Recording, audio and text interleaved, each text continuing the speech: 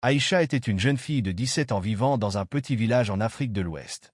Elle était brillante, ambitieuse et rêvait de devenir médecin pour aider sa communauté. Issue d'une famille modeste mais aimante, elle voyait en l'école une échappatoire à la pauvreté et un moyen de réaliser ses rêves. Malheureusement, un soir, son destin bascula tragiquement. Un soir, alors que sa famille était absente pour une cérémonie dans le village voisin, Aïcha resta seule à la maison pour réviser ses leçons. Vers minuit, elle entendit un bruit à la porte. Pensant que c'était un voisin, elle alla ouvrir. C'était Boubacar, un homme influent du village, reconnu pour sa richesse et son pouvoir. Il était craint de tous. Sans un mot, il s'introduisit brutalement dans la maison et la menaça. Pris au piège, Aïcha ne put rien faire. Cette nuit-là, son monde s'effondra. Au lendemain de cette nuit terrible, Aïcha était traumatisée. Elle ne pouvait en parler à personne. Elle avait peur des conséquences, de la honte et de la réaction de sa famille. Dans son village, la réputation d'une fille était primordiale, et une telle affaire pouvait détruire sa vie entière. Ses journées devinrent insupportables.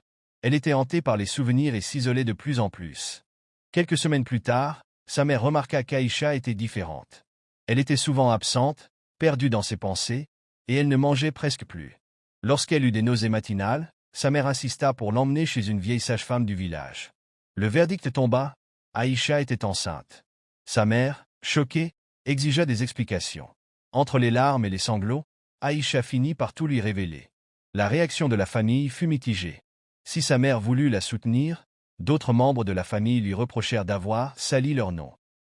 Dans leur culture, il était inconcevable qu'une fille tombe enceinte hors mariage, quelle qu'en soit la raison. Malgré les pressions, la mère d'Aïcha décida de chercher justice pour sa fille. Elle se rendit chez le chef du village pour dénoncer l'acte odieux de Boubacar. Mais l'homme était puissant et avait des alliés. Le chef du village tenta d'étouffer l'affaire, prétendant qu'il s'agissait d'un malentendu. N'acceptant pas cette injustice, la mère d'Aïcha contacta une association de défense des droits des femmes dans la ville voisine. Cette association promit de les aider et d'entamer des poursuites contre Boubacar. Les démarches judiciaires furent longues et pénibles. Boubacar usa de son influence pour tenter de faire pression sur la famille d'Aïcha, les menaçant de répercussions. La jeune fille fut insultée et rejetée par certains habitants du village, qui la considéraient comme responsable de son propre malheur. Le jour du procès arriva enfin. Devant le tribunal, Aïcha dut revivre son cauchemar en témoignant face à son bourreau. Son courage impressionna les juges et les avocats. Les preuves étaient accablantes, et grâce à l'appui de l'association et au témoignage de sa mère, Boubacar fut finalement condamné à une lourde peine.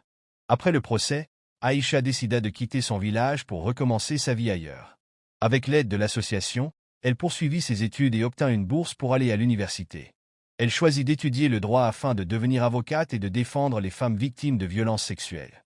Son parcours fut semé d'embûches, mais elle n'abandonna jamais. Elle donna naissance à une petite fille qu'elle éleva avec amour et détermination.